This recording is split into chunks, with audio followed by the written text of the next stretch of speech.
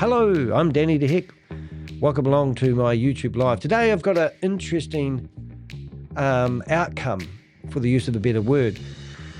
Before I get into the blog though, I want to set the scene properly, because this isn't just another breakdown of a scam after it's already collapsed.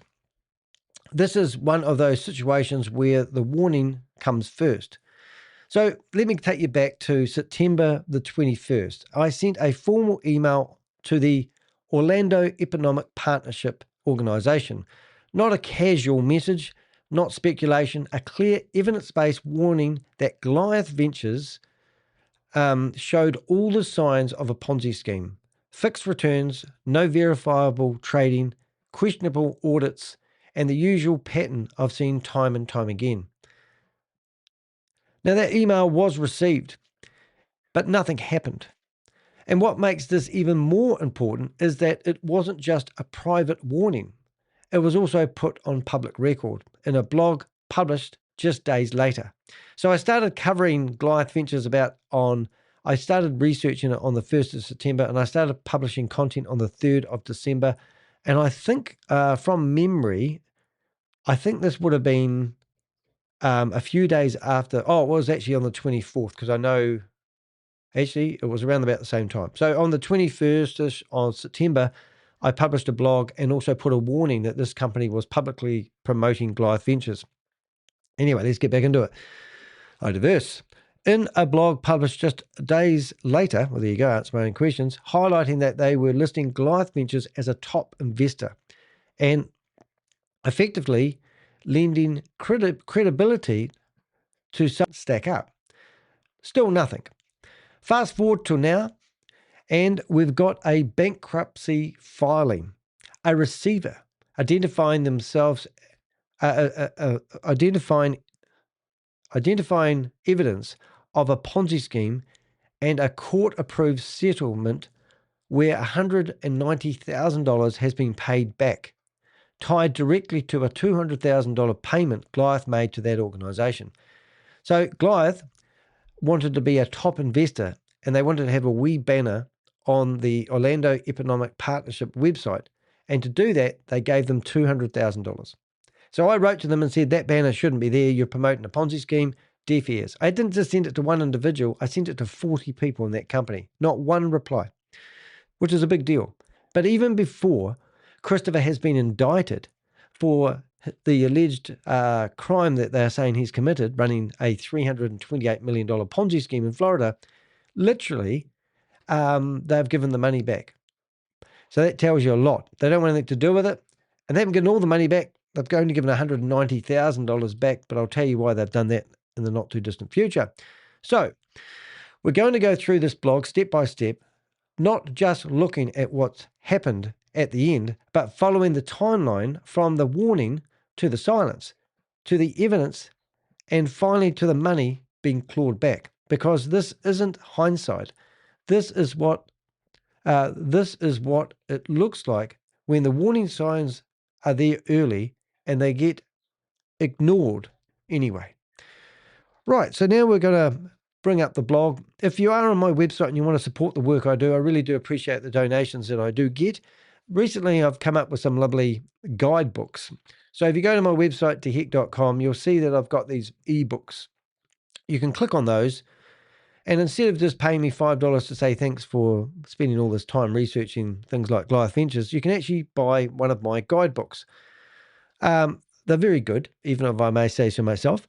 We've got the Investment Scam Survival Guide. So if you are investing and looking at investing online, that's the book for you. Already invested? Your Exit and Damage Control Guide and the Red Flag Playbook.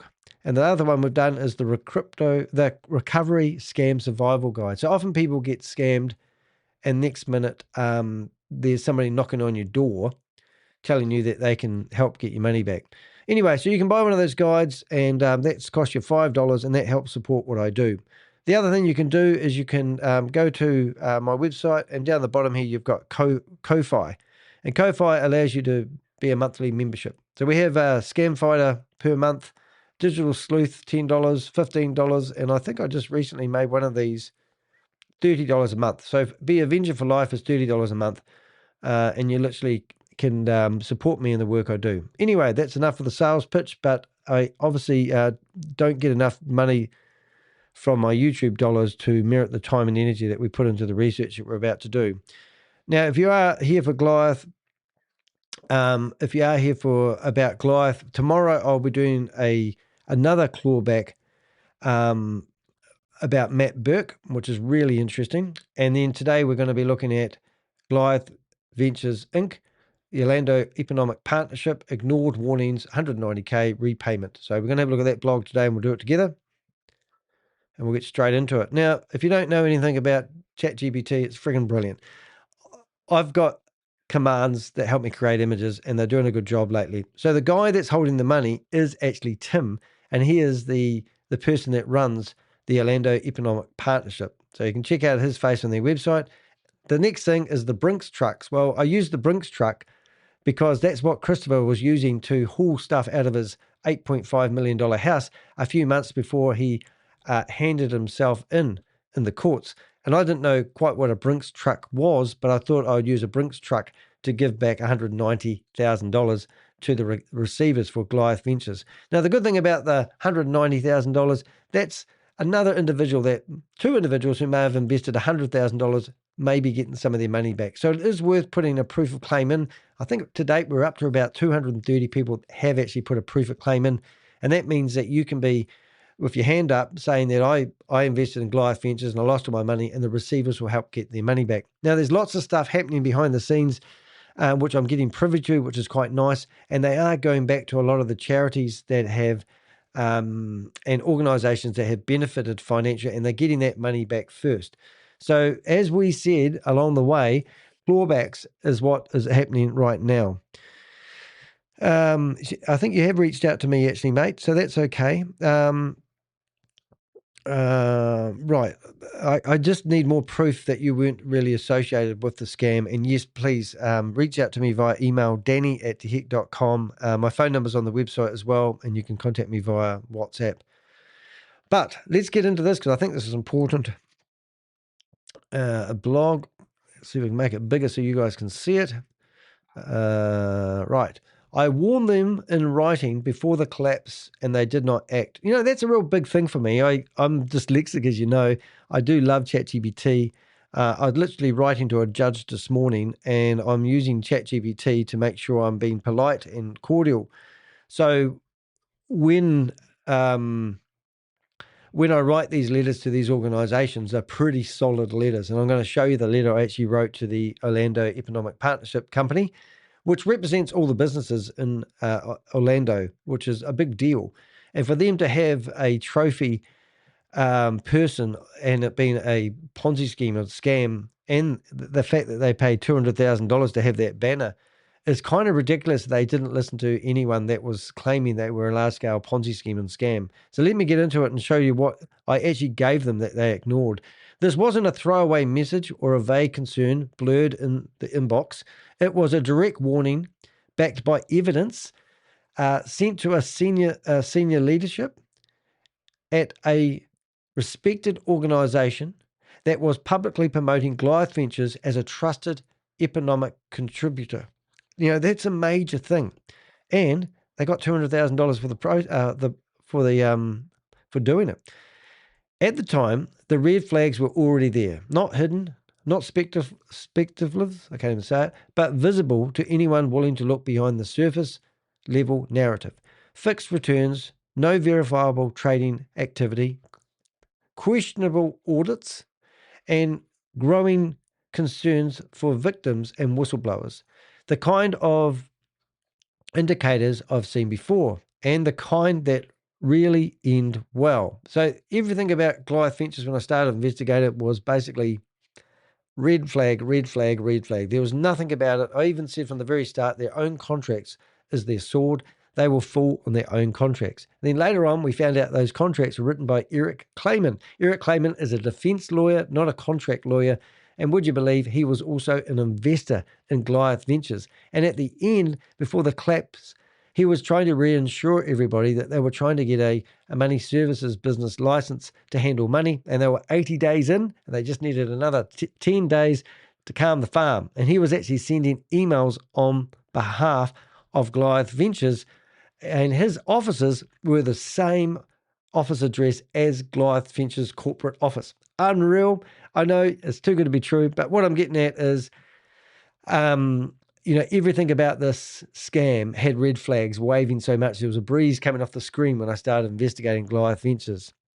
What followed is now part of the documented timeline. The warning was ignored. The endorsement remained in place. The scheme continued to operate, and months later, the same organisation that was promoting Goliath Ventures has now tied to a 190,000 repayment through the bankrupt proceedings. So they've decided that they will give $190,000 back to the receivers that they got paid from Goliath Ventures. And this is before Christopher has been indicted. So this is a big deal. This isn't hindsight. This is clear sequence of events backed by correspondence, financial investigation, and court filings, showing exactly how credibility is built, how it misused, and what happened when early warnings were dismissed. Why did they ignore? So first of all, let's have a look at the letter I sent. Now, as you can see here, I have put everybody's email address that's associated with the Orlando Economic Partnership. And you can see all the people I sent this to. Now, only one of those email addresses bounced back, and that one email address that bounced back was a lady who didn't have an email on the website. So I made up the email address like in the same pattern of everyone else. First name, dot, last name, and sent it off, and it bounced back. So I thought, well, maybe she doesn't have email. But it's a pretty extensive email. So let's have a read of the email I sent the Orlando Economic Partnership Organization. Dear Tim Giuliani and Orlando Economic Very quiet Partnership today. team, my name is Danny DeHeck. Is that I'm sounding an right? investigative journalist who has been featured in the New York Times, Bloomberg, The Guardian, and other outlets for my work exposing Ponzi schemes and financial frauds. I am writing to raise a serious concern about your website's Join Our Top Investors, Champions for Broadband. Goliath Ventures Incorporated are currently listed. I want to make you aware that my investigation, along with multiple whistleblowers and victims, has uncovered overwhelming evidence that Goliath Ventures Incorporated is operating as a crypto-based Ponzi scheme. Investors are promised fixed monthly returns and guaranteed principal, yet there is no verifiable on-chain proof, no licensed custodian, no SEC filings, and audits promoted by the company have been proven to be fake. Multiple government agencies, including Homeland Security, with information also being provided to federal and state regulators, are already aware of and reviewing the activities of Christopher Delgado and Goliath Ventures Incorporated. Your organization does not want to be seen as promoting, endorsing, or connected to an entity that is under such serious scrutiny. We'll be right back. Wake up! Wake up! Wake up! Don't go to sleep on me. That's an elephant. I don't know why, but I like elephants. I think it's because my mum said no one's talking about the elephant in the room. I hope you're enjoying the podcast and you don't want to or even think about changing the record. I've got some really cool sound effects and I just had to find a place to use them. I can do explosions. I've even got a gunshot and a boom. Isn't that quite cool? Anyway, I just wanted to wake you up. Wake up and we'll get into it. And by the way, just grab a drink. I'm going to grab a glass of champagne. Let's carry on. That's good. All right. Grab a coffee if you like one as well. Yeah. So, and then I put it down as promoting, which is really cool. So this is what I wrote about the promoting. By promoting Christopher Delgado and Goliath Ventures Incorporated as top investors, The partnership risks unintentionally lending credibility to what I and many others believe is a fraudulent operation. This not only damages the reputation of your organization, but could also make you a target of legal and reputational fallout once the scheme unravels, as has happened with other organizations that unknowingly promoted similar scams. I strongly recommend that you 1. Immediately review and remove Goliath Ventures Incorporated from your promotional materials and website. 2. Conduct your own due diligence into Christopher Delgado's activities. 3. Share whether you are aware of any individuals or organizations in Orlando that may have invested in Goliath Ventures Incorporated through introductions facilitated by your network. Time is of the essence.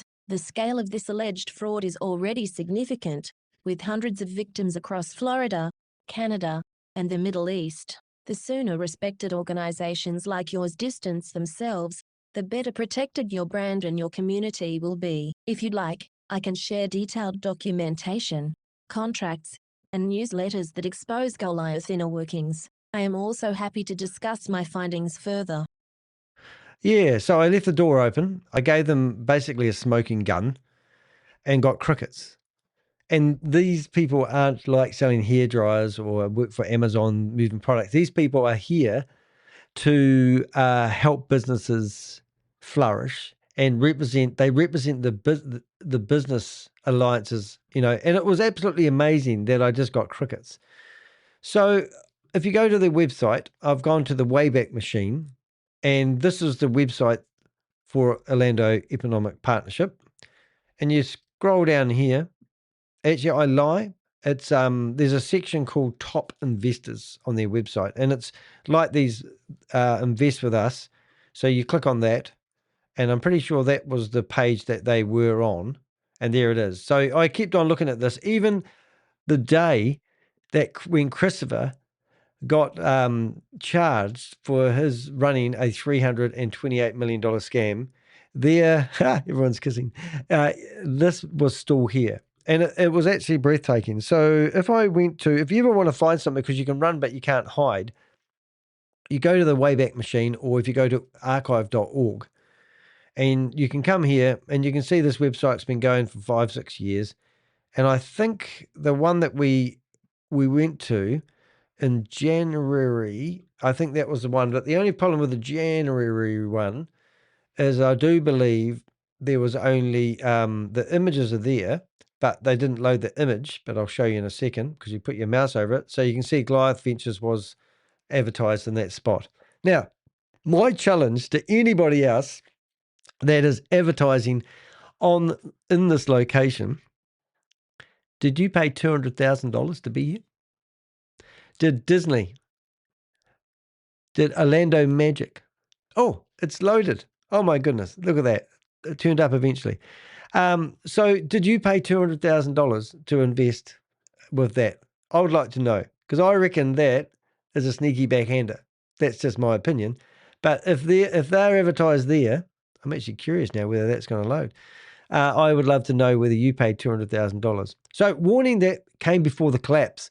On September the 21st, 2025, I sent a formal email, which I've shown you, to the Orlando Economic Partnership. And they call it OEP. It's such a tongue twister for me to say that. But anyway, this wasn't a casual message or a speculative concern. It was a direct evidence-based warning addressed to multiple senior figures within the organizations. Now, I also shared that email with a lot of other people, which I'll show you in a few minutes. At that stage, my investigation to Goliath had already uncovered consistent indicators. Is that right? Indicators? Indicators. I've got to trust myself. Of the classic style Ponzi structure that the company is running. And I've heard hopefully we've got some really good stuff coming out. We've just got somebody who is in the inner circle of Goliath Ventures who's been corresponding with me over the last couple of days. And they have told me some amazing stuff. And I'm hoping that we'll be able to get them online to spill the beans and tell us all about the inner workings, because it's a very sad story about this individual and his loss, and how he was coerced, and how they were skiting about what they were doing, how they called investors dummies. So Christopher Delgado and his 27 co-conspirators were calling people stupid because they weren't. And how can these people now claim they're victims when they were calling people stupid who were handing over their money. They knew exactly what they're doing. That's why we need to see more lawsuits about the co-conspirators, people like Matt Burke and all this sort of carry on. But anyway, I diverse. Let's get back on. So uncover indicators of classic Ponzi scheme structures. Investors were being promised fixed monthly returns alongside assurances of guaranteed principals. Yet there was no verifiable trading activity, no license custodialship, and no credible revolutionary oversight support. No credible regulatory oversight support for those claims. The email laid this out clearly. I explained that the operation lacked on-chain transparency, meaning everything they say they were doing with the liquidity pools, there's no proof. That audits were being provided were actually the audits they were providing were unreliable. For example, Matt Burke was an independent brought in to do an audit, and he's a nobody. He was a parish at a church, for goodness sake, which we'll talk about tomorrow. And that multiple whistleblowers and victims were already raising concerns. So I wasn't the only one doing it. I do have a team of Avengers. In fact, the team of Avengers, as you know, that's incorrect, because initially I did get an email from an individual stating that they have been investigating this and they would wanted me to look into it, and I asked them for a contract, and I got my contract. I looked into the contract, and I started my first investigation. And then as the process has been going on, we've found other people that were also investigating this earlier on, and now we've become a stronger force of a team. Avengers. Whistleblowers and victims were already raising concerns. I also made it known that government agencies were aware of the situation. So literally on the 1st of September, I actually contacted Homeland Security and told them that I have started an investigation, and I believe this is a large-scale Ponzi scheme and scam, and here it is. Meaning this wasn't just a theoretical risk, it was an active investigation environment. Still, the banner remained. We still had this on their website, encouraging people to invest. Now, you might think, oh, everyone knew it was collapsing in September. We are wrong. I've probably got maybe 10 people I know of that investigated. If you are willing to share it in the chat room, tell us, but at least 10 people had invested after September. Most importantly, I warned them about their role of amplifying credibility by listing Goliath Ventures as a top investor and a champion for broad-based prosperity. I mean, look at this. These are people champion for, was it broad? Was that right? Champions for broad-based prosperity registered sign. Yeah, broad-based prosperity, meaning if you're associated with these companies, I assume that you're going to prosper. How did that work out? They were not just hosting a name, they were endorsing its publicity publicly. That endorsement carried weight, especially for everyday investors who relied on trust. Why does they use such words? I don't know. Institution to filter the risk. So you would expect, like we've got people who said, I saw them advertising here. I saw them giving away money here in charities. We thought everyone did their due diligence. It endorses bad behavior. The full email is documented here, which is not. I've done that. I didn't realize I did that. Anyway, I'm going to fix that. Well, it is here, but it's not there. I'm just going to go down there. What's this? I love doing my homework while I'm teaching, if there's a use for a better word. It is not here. The full email is documented above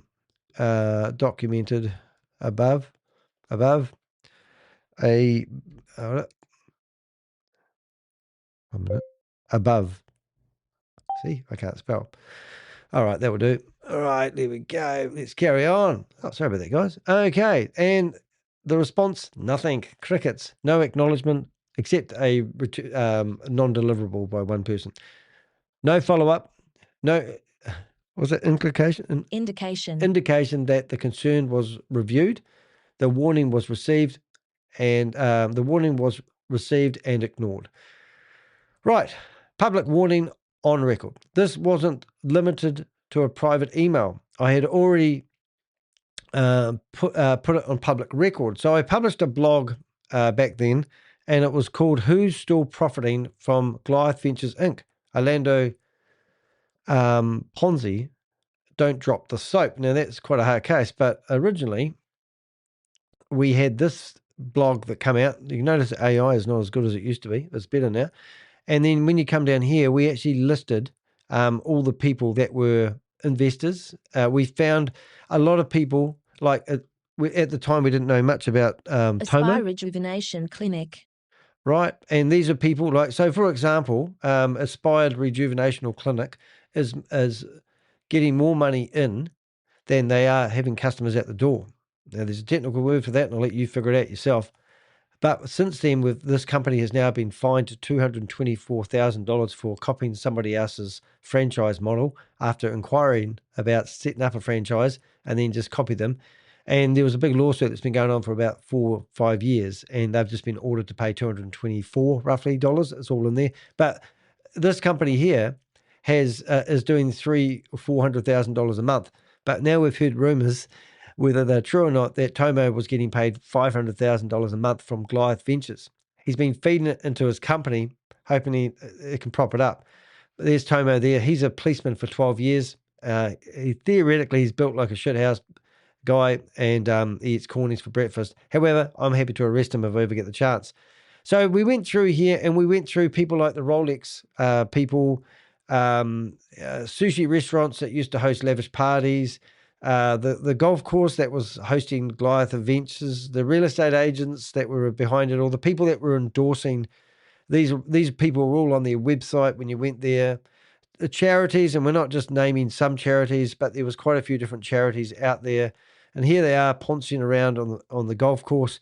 One of the people's in the photo there actually took an order for merch, and we've got a receipt of $400,000 that this person took for the merchandise. And just recently, I don't know if you saw, we actually had one of our storage hunters actually bought one of the abandoned storage units, and in it was full of merch from Goliath Ventures, and you can see they're all wearing the hats, but they've just wasted everybody's money. But one of the persons in that photo there was actually the company that supplied the merch, ironically.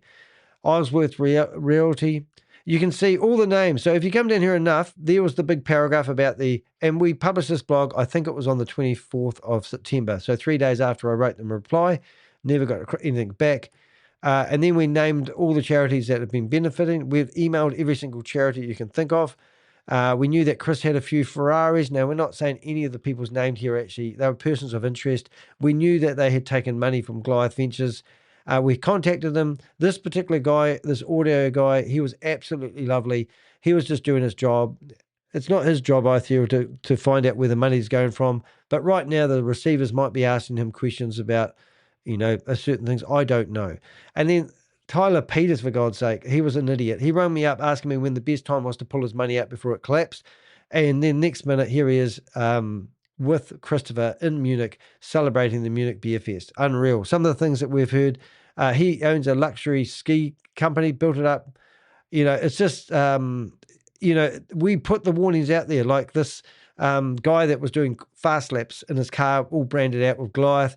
We told him that he shouldn't have those logos on his car. We did the warning. All the people that were associated, all the people that were taking the money. We even reached out to where Pierce Curry used to work. We asked them for information on Wealth MD and Black Block, not to be mistaken as Black Rock, but My Black Block. And both these companies now, they've taken their websites down. And tomorrow we're going to be talking about how Wealth MD had a bank account with over $140,000 in it. They managed to reclaim that. So far we're up to $330,000 being recovered just by the receivers who are doing a fantastic job there. But everybody in here, London House, we mentioned, they were calling London House their offices where they did. So we reached out to London House. We got threats. I can't tell you, but it's some interesting thing. Then we found out, things that the way they were treating the staff. For example, Christopher was paying money to have the staff go into the toilets and do rude things with people. He was throwing money at them and they were doing it. So these were the persons of interest, all the people at the time. That list, we even put a list out there in the public arena where people could see the people on their persons of interest list. That list at the time would have been 50 odd people, maybe 50 people at the most. That list is now 330 plus people. So this investigation has just begun. We've called it a $500 million Ponzi scheme and scam, and it's still growing today. The papers say 328 because that's all they can track in the bank. But now we realize they have debt as well, which is really interesting. So if the company has debt, like they owed an airline 723,000 K. There was people that were hoping to get paid that haven't. So that means they were even stringing people along, and it was wicked. And near the end of the Ponzi scheme and scam, they were actually telling people they would give 8% return per month. And that was what they were doing in Canada. Now, you might think that's unheard of because you were getting 3% per month return, but that's what they were trying to do at the end, encourage people to invest, use that money to keep paying the old investors. Now, Punit Shaw, for example, now he's got this 7% club. The 7% club was getting 7% per month.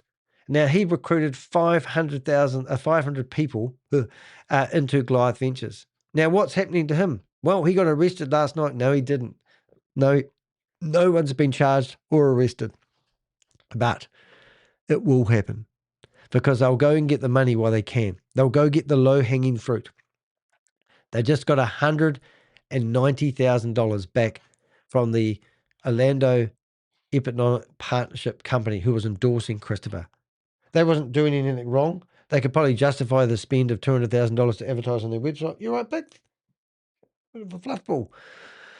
All right. So anyway, so in my earlier investigation I was talking about, published on the 24th of September, I'm doubling up here, I had already highlighted the Orlando Economic Partnership Association with Goliath Ventures and the risk it came with. At that point, the concern was clearly documented. Their own website listed Goliath Ventures as a top investor and champion for broad-based prosperity. I hate that word. We warned them they were performing a Ponzi scheme, and we got no response. That wasn't after the collapse. This was before the collapse. It was published in real time, just days after the email warning was sent, before the arrest, before the bankrupt proceedings, and before the wider public understood what was unfolding. And you remember, from my perspective, I'm talking to federal agents and I'm telling them, I'll just get rid of you again, mate. Just stop adding yourself, mate, because I'm just going to remove you. Now, I don't remove comments normally, but we've got, what's his name? His name is Jonathan Mason, and he's in the chat room trying to say that there's $1 billion worth of crypto locked up, and Christopher's just holding back, paying out people and putting them through hell and back in the meantime. He's got proof of the wallets, he says. But don't worry, we've already put a email. Oh, that's what we need to do with that new email address we've got. Now, there was a receivers letter meeting the other day, and we actually have got that, all the questions. We weren't allowed to broadcast the meeting, so we won't. But we will give you a summary of what actually happened in that meeting so you can actually see if there's any hope out there. That distinction matters because it shows the warning wasn't isolated. It was blurred. It wasn't missed. It was both direct and public. So that's really cool. Right, what have we got? Public credibility. Hold up, I'm just got to do something here while I'm there before we lose that. Excuse me for coughing.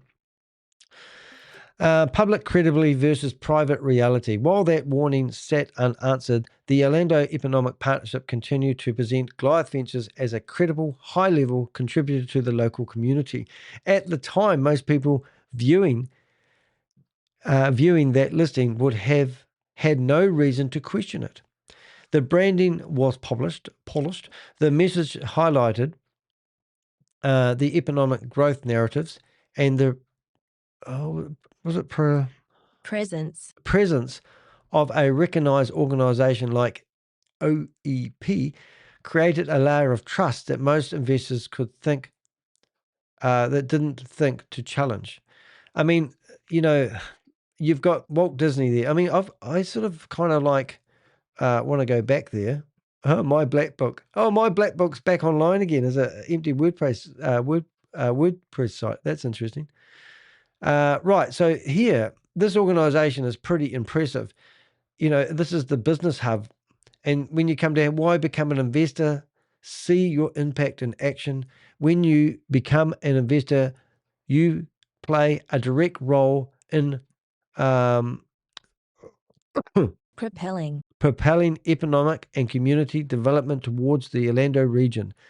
But did you know your contribution can directly benefit you too? As an investor, you can increase your brand's awareness, strengthen Orlando economy, see your impact on the region economic growth firsthand, access exclusive regional data. Well, maybe they were facilitating the leads he was generating. Elevate your public perception, and then build partnership with local community and business leaders. Oh, no wonder they wanted to be associated with that. As a business professional in Orlando region, you know that our regional success directly impacts your bottom line, how much profit you make, and can create new opportunities for you. That's why becoming an investor is invaluable. Are you ready to invest in the future? I would love to know. So when you look at these companies here, you've got Disney advertising next to Goliath Ventures. It's kind of ironic though, isn't it, that this company did that? Well, is it more ironic that they never even replied to my email? That wasn't visible then. But it's now confirmed that this credibility was not organic. What am I saying here, Danny? I'm not reading this like a 2-year-old. There's nothing wrong with being a 2-year-old, but I'm going to get my flow back and see where I'm at. At the time, most people viewing that listing would have had no reason to question it. The branding was polished, the messaging aligned with economic growth narratives, and the presence of a recognized organization like OEP created a layer of trust that most investors wouldn't think to challenge. What wasn't visible then, but is now confirmed, is that this credibility was not organic. Yeah, it wasn't organic. Through the bankrupt proceedings, it had been established that Goliath Ventures paid $200,000 for a top-tier membership with OMP. $200,000 to have that there. That's incredible. Of your money, by the way. That detail changes the context entirely. This wasn't simply recognition based on merit. It was a financial transaction that secured visibility and perceived legitimacy. In other words, credibility was being brought, not earned. This is a pattern I've seen repeatedly with these type of operations. They're always doing sponsored content on the internet to make you build that trust, because these organizations thrive on trust. When the underlying business model cannot stand up to scrutiny, resources are often redirected into external validation, affiliations, membership, partnership, anything that signals trust to outsiders. And for those people whose signals, and for most people, those signals actually worked, which is pretty amazing. Now, I'm just going to have a look in the chat room here. The chat room's doing pretty cool. A couple of bit of housework here. If now we've removed a person that was posting in the chat room. As I said, it's Jonathan Mason trying to tell everyone there's $1 billion worth of crypto locked up, and he's still believing Christopher, and that he's not a scammer, and everything will come to light, and Christopher's going to be set free, and there was no scam happening, and everyone's just got it wrong. Anyway, if Jonathan, like I say to you always, you are welcome to come on the live. I've just joined Danny De Heck on stage, and you are more than welcome to come on here and speak, but you don't, do you? No, you don't like being on the camera. So if you want to come here and voice your concerns and prove that you're not Jonathan Mason, you're more than welcome. I'm just putting the interview window on, and I haven't got it on, but you are welcome to. Now, my WhatsApp did get attacked today. I've received about 20 messages from people on WhatsApp saying, "Hi, Danny." What are they saying? Danny De Heck. Danny De Heck, please tell me. they've sent me that message. I think they're using the wrong translator. So if I do get interrupted, you'll know all about it. So I've been vindicated. I was right. That's not what I'm doing this for. However, I did get vindicated in this particular case. We had a reporter reach out to me. Gabrielle Russin. Gabrielle Russin. Thank you very much for listening to me and publishing the truth about what's happened. The media catches up, but too late to prevent the damage. So it was actually recently, March the 20th, 2026, the situation entered the public domain through a media report. Now, why would that be, do you reckon? Well, this was actually quite good because this was actually published before, in my opinion, I think, there was no court filings. So this person was doing an investigation simply on the email I sent. And she said, and it took a couple of weeks to get, it took a couple of weeks to actually get the appointment with Gabrielle, but we finished up getting there in the end. So I'm absolutely proud as punch to actually be in here. So this was the article that was published on, was it Orlando Politics? And I think it's worth reading. Orlando Economic Partnership ignored warning about Goliath venture, investigative journal says. Isn't that awesome? So here we go. Accolades to me.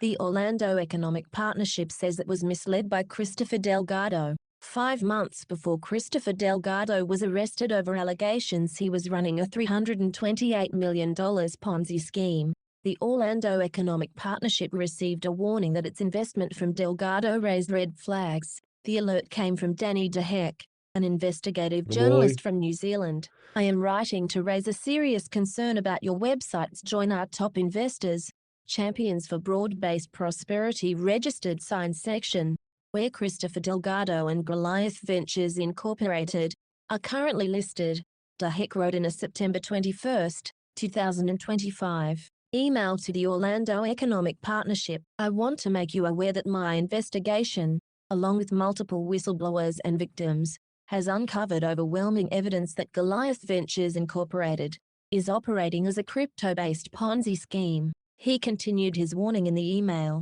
And I did. Deaf By ears. promoting Christopher Delgado and Goliath Ventures Incorporated as top investors, the partnership risks unintentionally lending credibility to what I and many others believe is a fraudulent operation. This not only damages the reputation of your organization, but could also make you a target of legal and reputational fallout once the scheme unravels, as has happened with other organizations that unknowingly promoted similar scams. Yes, there's the email from DeHeck, which is me. We went to the Orlando Economic Partnership, CEO, Tim, and I don't know how to say your last name, Tim, but we've got you carrying bags of money back into the bricks truck. I'm Giuliani and was CC''D to 37 other employees at the organization focused on recruiting new business to Central Florida. Yeah, that then came the silence. No one had actually contacted me. Neither Giuliani nor anybody else wrote back, said DeHeck, who shared a copy of his email with Florida Politics. Nobody reached out with any questions about DeHeck's investigation or voiced any concerns, said DeHeck, who focuses on uncovering Ponzi schemes and scams. I'm certainly focused. I'm upset with the Orlando Economic Partnership people, DeHeck said. They just ignored it. I'm not a nobody, he added. I've been featured in a 2-page printed edition of the New York Times. I've been in the Guardian newspaper. I've helped them publish 14 articles about one of the scams that I busted, a $1.9 billion scam. I've been in a mini documentary with Bloomberg. Yeah, I'm not nobody. So that was quite cool that they actually published what I said, which is really cool. A day after DeHeck's warning email to the Orlando Economic Partnership, Delgado sued DeHeck for defamation in Orange Circuit Court. Yeah. He also offered me $150,000 if I took down my videos and wrote a Dear John letter and told him who was bankrolling me. And then they hired private investigators to fly down from Auckland, which is 1,100 kilometres away, staked out my neighbourhood so they could find out where I live, because I live in a pretty secret location, and then knocked on my door and wanted to offer me a better deal. Funny enough, that court case got, they stopped it shortly after the Christopher being charged. With no inside knowledge, no first-hand information, and no evidence beyond publicly available marketing materials, DeHack published and promoted in a dizzying number of online posts, articles, and videos proclaiming Goliath was a fraud. The Goliath Ventures lawsuit said, We're probably up to about 40 videos now. DeHack has gone beyond words and actively contacted Goliath's partners, investors, donees, and other persons to cause these persons to disassociate with Goliath. The real-life consequences of DeHack's actions have caused Goliath millions of dollars. It has. I'm sure I brought the company Everything down. changed in February, when Delgado was arrested on money laundering and wire fraud charges. Yeah. So, yeah, that's right. So everything did change. Goliath Ventures immediately dismissed its defamation lawsuit against DeHack, No and the shit. Orlando Economic Partnership quietly scrubbed Goliath from its website. It appeared Delgado had given the partnership at least $200,000. Goliath was marked as an investor in the same category as Disney, the Orlando Magic, and the University of Central Florida. You got to give it to Chris, though, eh? We were contacted after Goliath became a member by the independent New Zealand blogger, Danny DeHack, which caused us to pose questions to Goliath. We were subsequently misled with the responses, as were many other community organizations and investors who did their own due diligence, said Orlando Economic Partnership Senior Vice President of Marketing and Communications Laureen Martinez in a statement Friday. They were misled. I mean, it is actually, like I'm just literally dealing with government departments and judges just this morning with correspondence, and it's just gutting that these guys just do nothing. Martinez did not respond to follow-up questions about what Orlando Economic Partnership asked Delgado and what Delgado told them. What due diligence did they do before they took $200,000 off somebody to put a banner on their website, for God's sake? Martinez has declined to say how much Delgado gave the Orlando Economic Partnership. They requested to be at our Champions membership level. Once they joined, they were inactive. No one from Goliath joined our board of directors. And this year we made the decision not to re-engage with them, she said Really? in a statement last month. Oh my God, this is ridiculous. But Running the anyway, Orlando cryptocurrency firm, Delgado used his reputation as a philanthropist and his affiliations with major organizations to lure in victims to be his investors. According to a federal complaint in U.S. District Court, he promised them guaranteed returns and then spent their money to fund an extravagant lifestyle, buying expensive cars and real estate, according to the federal court records. I'm going to be live until I finish my blog, so probably another 45 minutes. Somebody in the chat room. There you go. What matters here isn't the story that was published. It's the article explicitly confirming the warning was sent months earlier, in both timing and substance. The report identifies me directly as the source of that warning and quotes from the email I sent back in September the 21st, 2025, where I raised serious concerns about Goliath Ventures being listed as a top investor.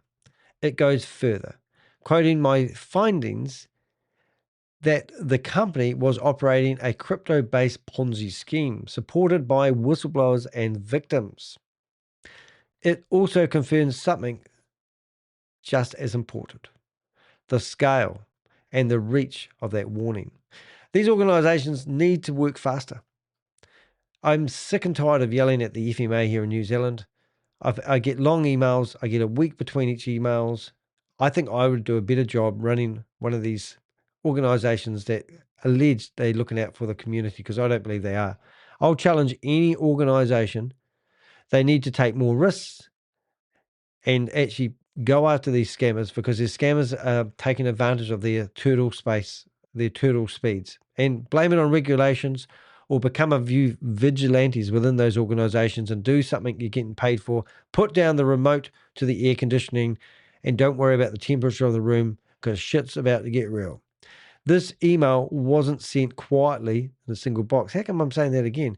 It was addressed to the Tim, which is the copy to dozens of staff within the organization. This wasn't a missed message. It wasn't blurred. It was delivered directly to people responsible for the oversight. Have I done this one already? Are we going backwards? No, just I think I wrote that paragraph and it's doubled up a wee bit. So sorry about that, guys. So let's just summarize it.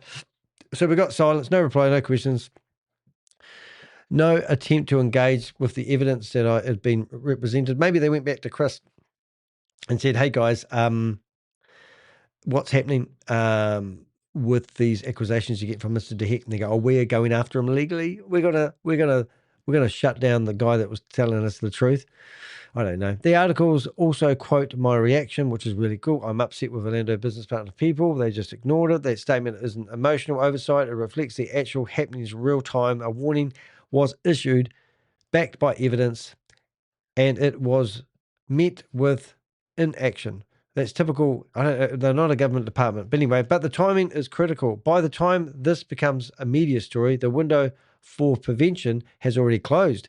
The endorsement remained in place during the period when the scheme was still attracting participants. So as I said, I had at least about 10 people reach out to me, which is a lot of people. Not everyone reaches out to me, telling us that they invested after September the 1st. And it was November, October, and December that people were starting to realise that their payments were getting seized. And still building momentum and still relying on external credibility to sustain belief. This is the gap that often gets overlooked.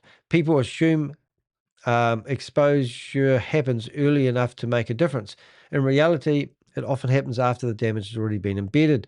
When the system has already taken the funds, built trust, and positioned itself through association that appears to be legit on the surface. They have doubt, you see, which is really, really wicked. Disney supports MLMs. Well, how about that? Is it, don't they also own some massive site that has a lot of pornography on it? Just saying. I think they're shareholders in one of those big companies. Because I've got a story about that one day, but I won't tell it today. But anyway, and by that stage, the story isn't about prevention anymore. It is, I'll put that comment on the roller at the top. It's about what went wrong and who ignored the chance to act when it still mattered.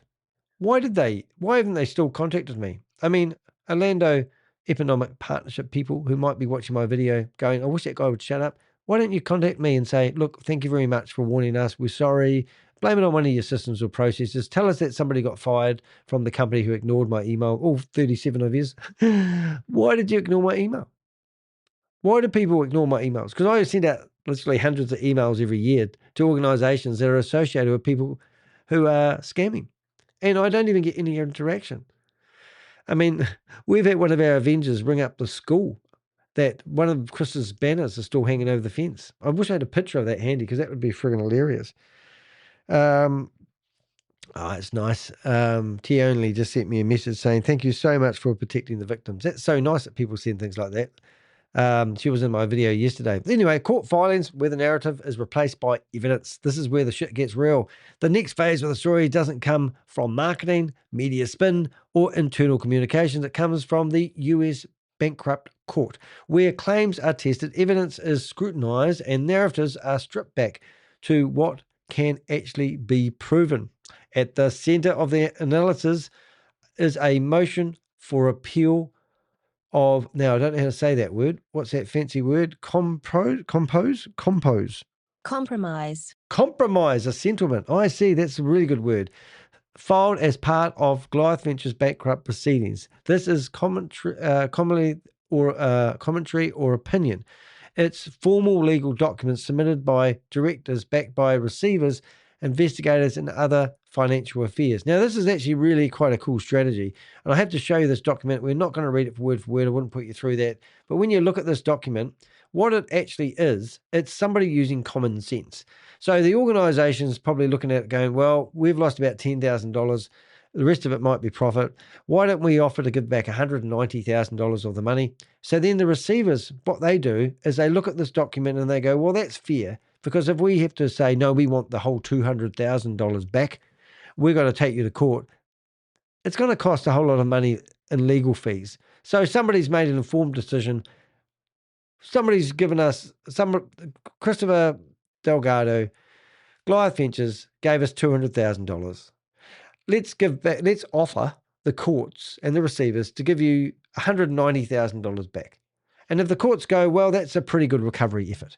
I'm pretty sure we won't be getting 90% of the money back, 95% of the money back that Christopher's been spending around town. So to get this much money back is pretty cool. Now, you can bore yourself to death and read a legal document, but I'm not going to do it.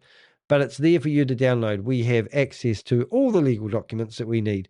We even received, I shouldn't really say this here, but we actually received the notice of Christopher being indicted before Homeland Security. Because they rang me up and they go, oh, I've got some good news for you, Dan. And I go, oh, yeah, tell me something I don't know. And they said, well, Christopher's been charged for running the Ponzi scheme. And they said, but we just want to know one thing. And I said, what's that? How did you get that document before we did? And I go, no way. I said, I know people, but if I told you, I'd have to shoot you. That's what I literally said. So it's quite funny. I'm just doing some housework here again, guys. You know those full stops? That got little spaces on them, and I don't like them. I like everything just right. So there we go. Let's see if we've got all of them. No, there's one more there.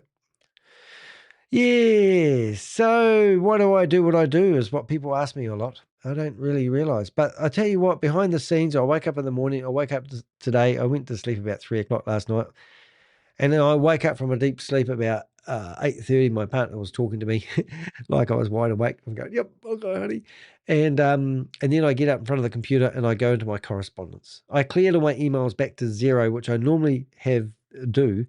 And then when I get up in the morning, there's 35 emails that have got to my inbox within 3 or 4 hours. I have now, looking at my WhatsApp, I have about 20 messages coming in right now. And they're all plus 91 numbers. And I've got to put together all this information. And then also I get some real sad stories from people. You know, listen to this person that rang me up the other day. They'd put $750,000 into it. It wasn't just some money laying around. It was their future, all gone. You know, this is exhausting work doing what we're doing. And when I see court documents, it's great. It really is. But, you know, now I'm understanding this is the scam that I've seen a different side of because we've never really dealt with victims. And as I said, we've got 330 people that are on our persons of interest list. And we've got literally, I think about 230 of those people are actually victims. Then we've got the co-conspirators. You know, it's actually exhausting work what we do. And I have to think to myself, why do I do this? Why do I wake up, go to bed thinking about it, wake up thinking about it? And I'm not the only one here. There's a team of Avengers. Like I can put a person's name into my Avenger list and they will go away and give me all the information that I need to know about this person. Even if we just get given a phone number, we will find you.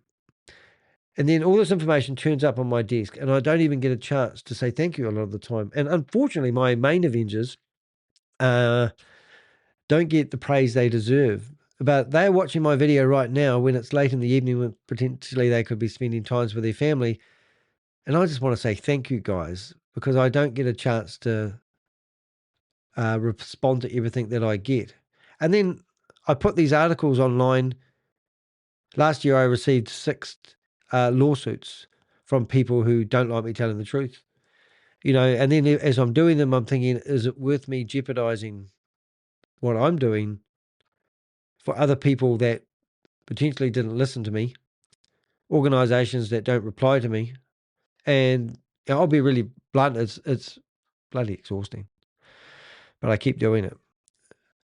And one day, I'm going to be rich. And you guys won't know it. There will be signs. But I'm not doing it for the money, guys, but it's just exhausting. And there's other things going on I can't tell you about, but there's hope. So when I see these court documents, it's great. It's great because the newspapers pick them up and start doing articles about them. They don't get into it like we do. They don't live and breathe this stuff. They might be just grabbing a court document and then giving a summary of it and publishing something so they get their quota done each day. It's hard to know exactly what it is. Right. Anyway, so this motion of appeal to compromise and settle was filed as part of the Goliath Ventures bankrupt proceedings. This isn't commentary or opinion. It's a formal legal document submitted by debtors, backed by the receivers, investigating into the company's financial affairs. And there's a lot going on behind the scenes. People are saying, oh, you've gone quiet on Goliath. And I go, yeah, you sort of had to, as I said just previously, we hadn't really got into the victim part of our investigation. We're normally exposing scams and telling everyone it's a scam, and they're calling us idiots. And we say, we're not idiots. We're really intelligent people. But when it comes to the victims wanting to talk to us and asking for direction on what lawyer should I use, what's going to happen now, we don't always know the answers to it. But this has been a really interesting one because I've learned how the system works. Lawyers do play a big role in a lot of this stuff. And I do believe that a lot of them are actually, use of a better word, profiting by when these scams fall over. And it's interesting. We're getting more educated is what I'm trying to say.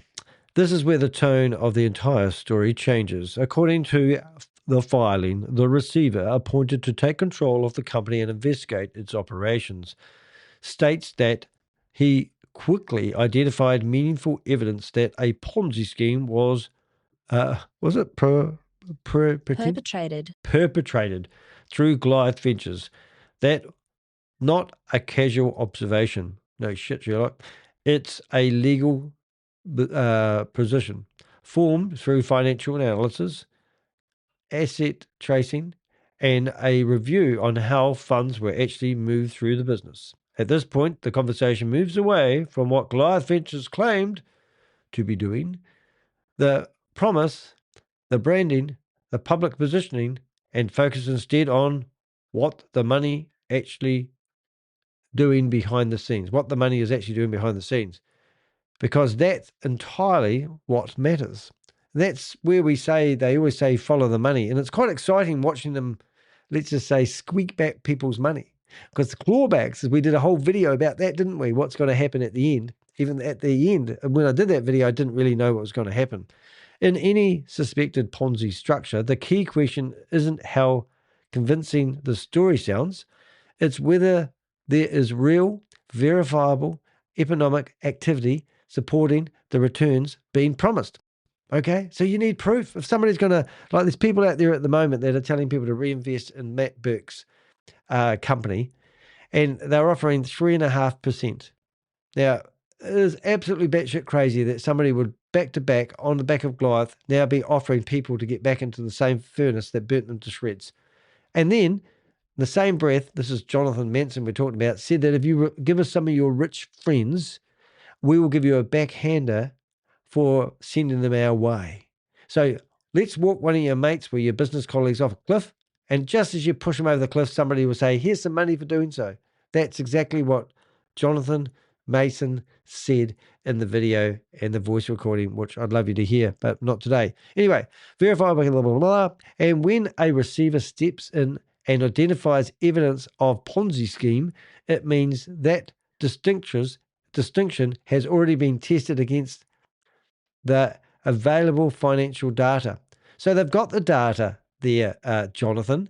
They've got this information and they're acting on it. And you're still sitting here saying there's a $1 billion worth of crypto tied up in 6 different crypto wallets that you've seen, but Christopher's sitting there saying nothing. This is the point where belief goes away to documentation. And once you research that stage, the narrative is no longer controlled by the promoters, the marketing, or even the critics. It is controlled by the paper trail. Following the money, the $200,000 transfer. One of the key findings in the filing is identifying the $200,000 transfer made on August 2025. Wonder who invested then. We're thinking, well, I bet that was my money. To the Orlando Economic Partnership. This is the same organisation that had been formally warned months early by me. The payment is described in filing as membership fee, tied to Goliath Ventures securing its highest level of involvement into the organisation. It's going to be at the front of the boardroom. Chris is going to be running it. On the surface, that may appear routine, a company paying for access, visibility, and association. But when viewed in context of the receiver's finding, it takes a very different meaning, because this is the point where the illusion starts to break down. If investors' funds are being directed towards membership positioning, public visibility, and organizational affiliation. Though those funds are not being deployed into revenue-generating activity. They are being used to manufacture credibility. That distinction matters because in a legitimate business, capital is typically allocated towards allocated. Wish it wasn't that word. Can't pronounce it. Towards operations that produce returns. So normally, when you get $200,000 worth of company money and you give it to somebody, you do expect that to be an investment for returns. Trading, services, infrastructure, or measurable economic output. How much money were they prepared? Like, I'm going to give the Orlando Economic Partnership $200,000. It should return us at least $600,000 worth of revenue. Here, the money is being redirected towards external validation, creating the appearance of legitimacy rather than the substance of it. Now, due diligence comes to mind when I hear about this Orlando Economic Partnership people. Why didn't they do due diligence? Why didn't they even stop, roll, and think when they saw my letter? Didn't that raise some flags? The filing goes further. Noting that the filing goes further, noting that there was no meaningful interaction between the parties beyond the transfer. So it was literally, oh, I want to be associated, stick our logo on your website, see ya. That detail is critical. It reinforces that this was wasn't an active partnership, a collaborative project, or an ongoing commercial relationship. It was a one-way transactions where funds moved out of the system in exchange for visibility and perceived credibility. Nothing more. It's easy peasy lemon squeezy. Put us on there, make us look good, endorse our bad behavior. And when you step back, the pattern is consistent with what we've seen time and time again in these type of schemes. It's not another day in the rodeo for Danny, just another day in the office, I should say. Money doesn't disappear, it gets repurposed. Let's see. Receivers is about to get all the books soon. So is that good? The receivers. Now we've got a comment. The receivers is about to get all the books soon, including crypto wallets. We'll see, won't they? Yeah. Well, the funny thing is, we have actually got all the crypto wallets. We actually provided them to the investigators. I've had meetings with the CFTC. Yes, the what do they call them? The defense attorneys, the government defense attorneys. We had a meeting with my Avengers. We did a Microsoft Teams meeting, and we handed over a lot of evidence and a lot of crypto wallet addresses. And also, Vic, we wouldn't mind getting a copy just to verify that they are the same ones that we have got, because all depends on how long. We often ask people how long have they been invested for, because we went back 18 months, 2 years ago sort of stuff, and we got some crypto wallets there. We did find some really interesting things. We were trying to find a connection at one time to Luminous Bank. We smelt a rat. We smelt smoke. We couldn't find the fire. And I remember now we've got, I think we've got 3 contracts where we can see money had been paid into Luminous Bank. The reason why we suspected Luminous Bank, because we were shutting down their banks left, right, and centre. Well, we weren't. We were telling those banks. So literally the intel that we provided, the Bank of America actually shut down 2 of their bank accounts. And then we got accused of shutting down the Ponzi scheme because they couldn't operate because we were in control of their bank accounts, which is ridiculous. We just told the bank to check this bank account because here's a transaction coming in for $250,000 from some mystery person. They won't tell us his name, but it happened at this time, this date, and we believe they're running a Ponzi scheme. And then we got messages coming back from the bank going, whoa, they literally came back like that, going, whoa, we will investigate. They ran their own investigation. They found out that the company was a shocker, and they froze their bank account. And that was the second Bank of America account they froze. I think they said there was $100 million worth of transactions, but now we've seen the documents from where the money's gone. There was, I think, $79,000 was probably the bank account that we did the best job at shutting down. And then there was another a few $100,000 in another bank account. But collectively, I think they had $1.5 million to do with something to do with crypto, maybe 15 million. I've forgotten all the figures, but the good thing about it, they've tracked all the money they can. And any other crypto. What we are on the hunt for, though, is we believe a lot of these Goliath guys have got their own crypto wallet addresses, and they probably may even put them on hard wallets. Who knows? We want to find out where the money went. So every transaction is going to be sorted, all the distributed money, where's it gone? The blockchain don't lie. Anyway, I diverse. To get repurposed, we are often into the very mechanics that keep the illusion alive for longer than it should have. Now, I think we doubled up on that. But anyway, the legal framework, how the system is unwound. Since, what have we got? Since a Ponzi, once a Ponzi structure is identified, the legal process shifts from exposure to recovery. And this is the fun part in a way, because we can start now. Now, there was an email address, and this is why we're going to do a blog about the summary of what actually happened in the meeting that they had a couple of days ago or last night, is because they gave us an email address. I think it's something like goliathventuresrecovery@gmail.com. And if you've got any intel whatsoever, you'll be able to email that email address. Now, that gives me a great opportunity and my Avengers a great opportunity to give them more intel. So, for example, I've got an invoice here from an individual that's received $400,000 for Goliath Ventures for theoretically delivering what we believe $100,000 worth of merchandise. Now, there's $300,000 there. I believe that's a backhander. Now, I could just say that because I'm saying it, but they can investigate it. And then, it just goes on and on and on. But anyway, I've already done that, so they've already got that. So I've heard now that person's becoming an informant, which is really nice of you to help out. Funny.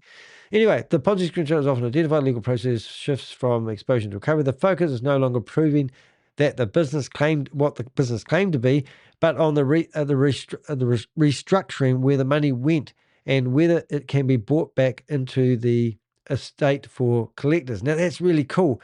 So the same thing where they were trying to defend themselves is now going to be taken reverse engineered. They're going to be following the money. And it's so real cool when that happens. So any business that may have been benefited. So, for example, Chris's girlfriend, theoretically, $1 million spent on her in 12 months. All those handbags are off to eBay. But what I'm getting at is they can find that expenditure. All the Rolexes. Now, Chris has claimed he only had 18 Rolex watches. We've been told that they believe it could be 50 or 100 Rolex watches that he has managed to accumulate. Now, it was meant to be two $850,000 sports cars, which if I was a sport junkie, I would know what cars they were in Dubai. There's also a black Ferrari in Dubai. There's meant to be an apartment that he had and another premises that he had in Dubai. So they're meant to be getting that money back. Who knows? Anyway, in this case, the filing outlines that $200,000 was transferred, may be subject to avoidance under fraudulent transferred laws, supported by what was commonly referred to as the Ponzi presumption. This is a critical legal doctrine. Am I saying that right? Doctrine. Oh my God! When they mention doctrine, I have flashbacks of cults.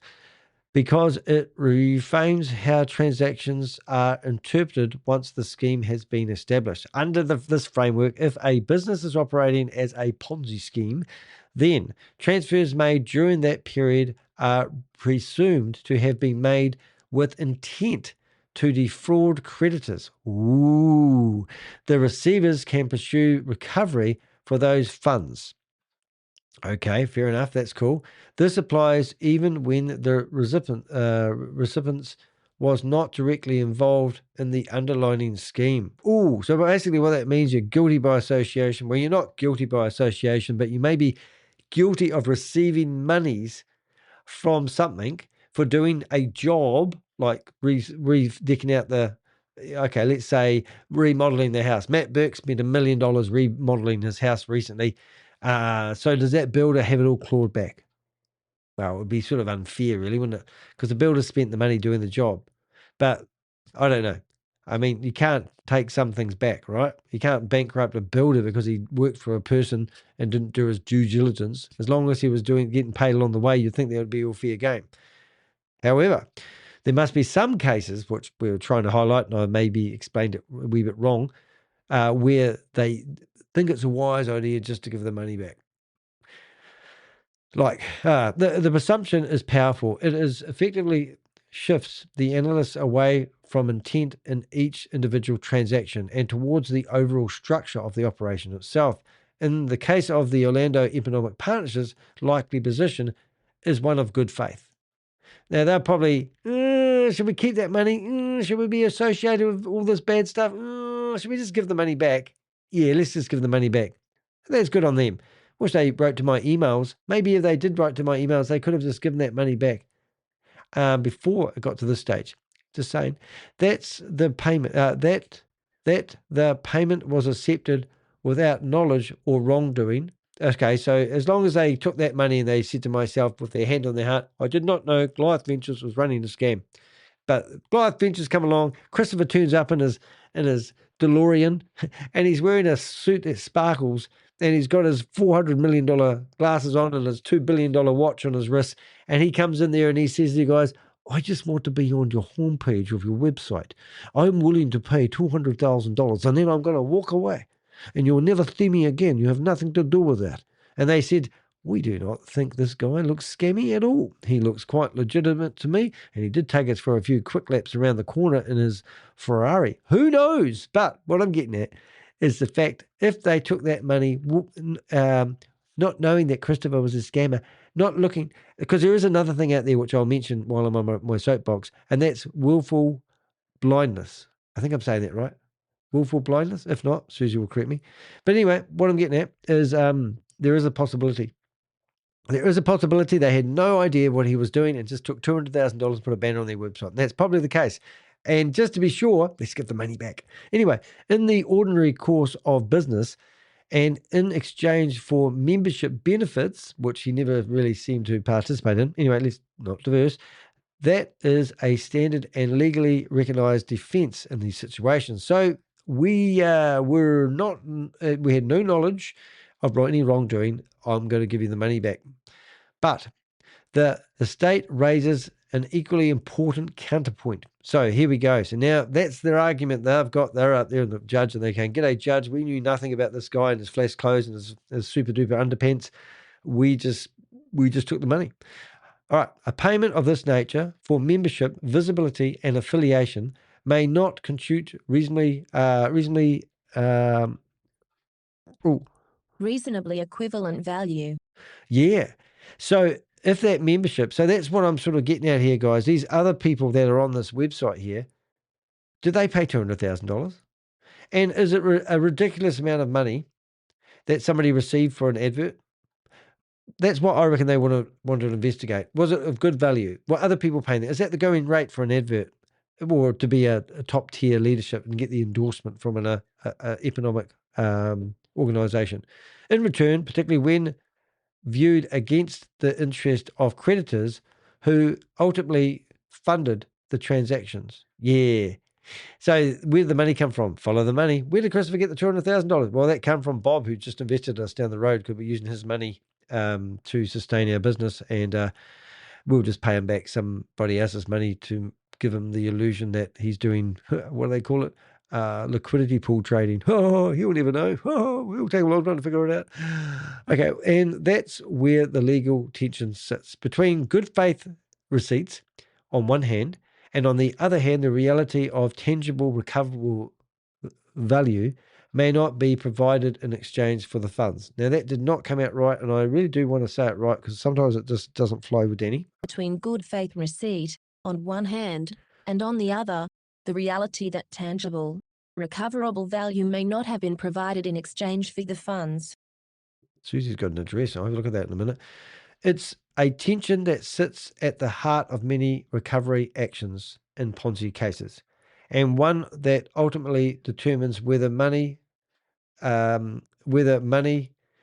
stays where it landed or is pulled back into a state for redistribution. Right, so my take on it, I want to give them my opinion. The other side of it, if they did a lawsuit against the Orlando Economic Partnership, And they said, because of your advertising and promoting and endorsing Christopher, we believe that $30 million was raised through that advertising. And now we're going to do you for maybe claims of false advertising. It could have been a real risk for that organisation.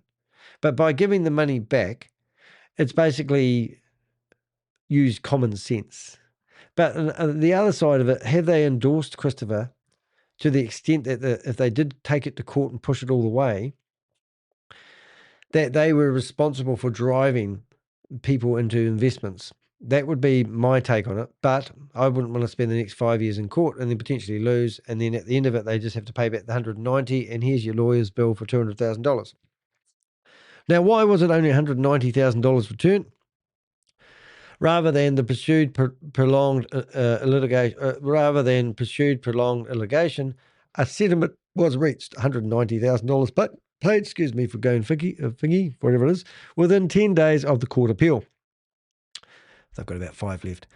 In exchange for mutual releases. So basically, stop looking at us. We might have Walt Disney paying us $2 million a year. Go away. We don't want to look. No, I don't know. This represents a 95% recovery from the original transfer. Okay. So it is a real tricky one for me, because I'm looking at this and I'm going, okay, so I got money and I had to give it back, but I took the gamble, and at the end of it, all I'm going to do is basically, if it all goes pear-shaped, I'm just going to give the money back. So you might be sitting there thinking, I put $100,000 into Chris, and I actually managed to get $30,000, and I've got my $100,000 back. I've made $30,000. And then somebody taps you on the shoulder and said, hi, I'm Danny. I've got you as a person of interest list. I know that you've gained from your investment with Goliath Ventures. We want that $30,000 back. And you go, yeah, no problem. And you give the $30,000 back. I walk away with $30,000 that I can give back to people that lost money. And you save yourself from getting any harm done. I don't like that.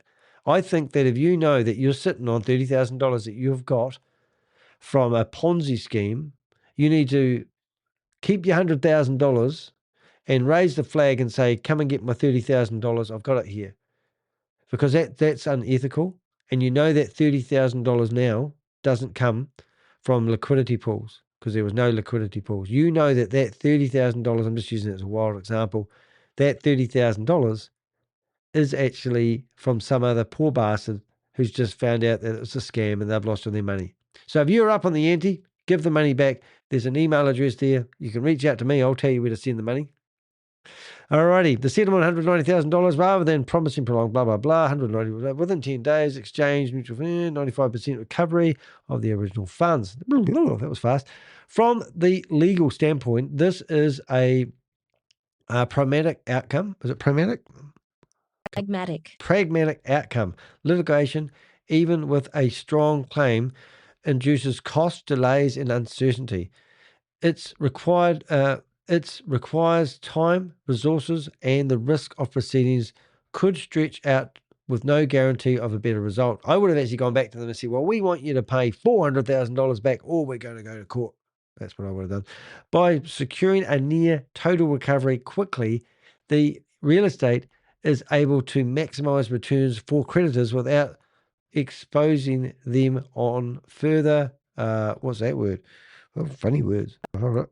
Erosion through legal costs and delay. Well, it does make sense. But as I said, you'd have to prove that their adverts and their advertising cause more harm. But okay, we just took a risk. So somebody comes along wearing a Lamborghini and a bright shirt, lots of jewelry, and got blonde hair, and he basically gives you $200,000. Now you know you can take that $200,000 and you can just sit on it, hoping that you'll never get caught. And when you do, you just hand back $190,000 and go, I'm out. Sorry about that. I'll just give the money back. Not a problem. That $10,000, I bet that $10,000 was how much it cost them in legal fees. Just saying. That's my take on it. Anyway, somebody else might have the same one. Anyway, what have you got down here? Well, except Disney loves MLMs. Okay, all right, it's good. What have we got? Is falling is right now. Oh, good. Yeah. Yeah, interesting enough. I think Disney actually invests in all sorts of companies, don't they? This is a direct financial consequence tied to transactions that were identified, questions, and warned about in advance. The payments that were once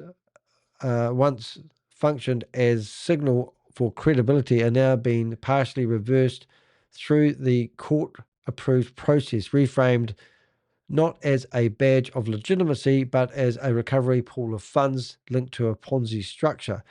And that shift matters. Now, one of the Onyx Reserve guys are about to advertise on here. There's a space free, guys. Onyx Reserve, which currently is being investigated, but just saying, they are going to have their banner here any day soon. And look at this. You can have all these other banners. Anyway, I diverse. All right, this shows very clear scrutiny and accountability. It shows in very real terms how the system moves from promotion to scrutiny and ultimately to accountability. So they've been held accountable, or have they? I don't think they have. I still expect to see. Okay, so the pattern becomes clear when you lay out the full timeline. The sequence is difficult to ignore. So just imagine this, ladies and gentlemen, September the 25, a detailed warning sent by me truly. No response, no action taken, no surprise there. Public endorsement continues. Credibility remains in place. March 2026. Media confirms the warnings was ignored. Okay. Bankrupt proceedings. Evidence of a Ponzi scheme identified. Settlement reached $190,000 return. But it's kind of ironic, really. This isn't a theoretical model. It's a real-world sequence of events documented across correspondence, media reporting, and court filings. And when you step back from the individual moments and look at it as a whole, the pattern emerges. One that we've seen repeatedly across different schemes, different jurisdictions, and often different industries. These operations do not exist in isolation. They are real layers of external validation, organizations, affiliation, endorsements, and helps create a framework of trust around them. To the average investor, these signals matter. They act as shortcuts for due diligence, reinforcing the belief that someone somewhere must have already done the necessary checks. Now, I need to reiterate that that's exactly what these sponsored articles are doing. We know that Steve Davis paid the Business Insider for a sponsored article, and then we reached out to Business Insider magazine and said, "Are you kidding me?" And literally, are we kidding? So, it's just not right. Anyway, but the reality of those layers, those layers often function very differently.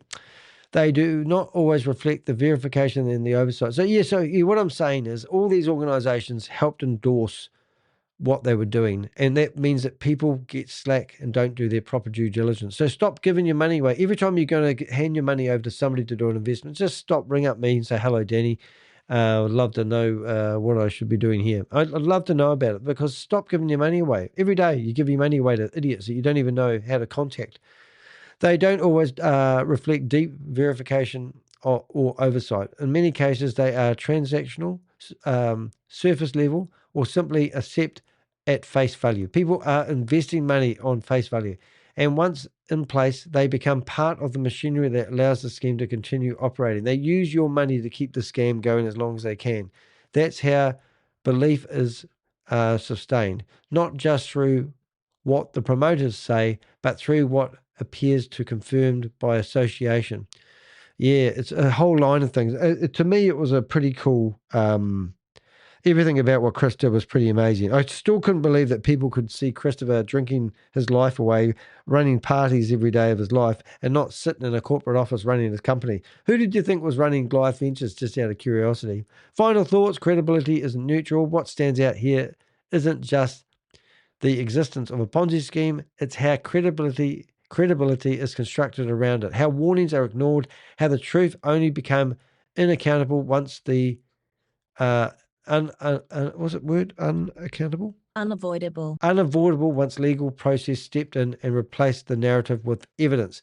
Because when you strip everything back, the branding, the messaging, the affiliation, what you are left with is a very simple sequence of events. $200,000 was paid for credibility. Say that again.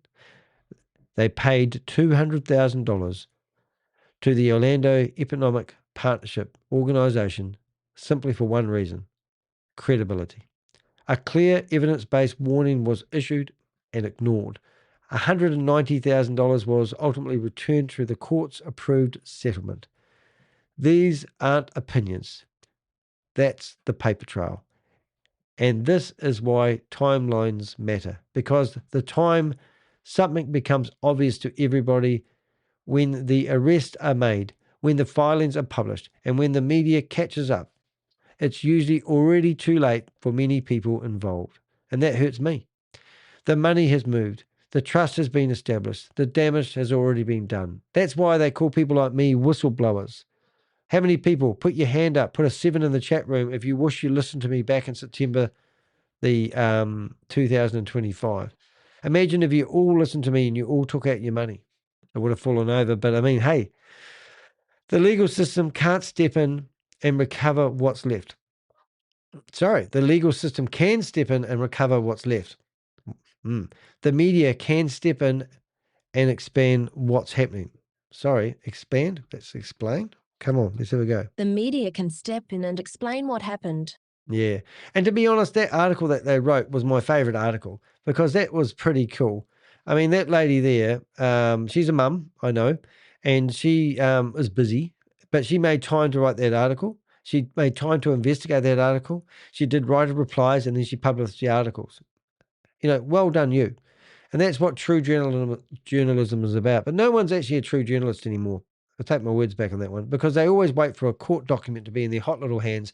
There's no one doing investigative journalist. Investigative journalist is when you're on the beat and you're actually going after these people and you're challenging them in real time. I went to an event on Sunday, and I sat in the audience of this big scam called SFC Vibe, and I asked questions in the audience. They finished up manhandling me out of the event.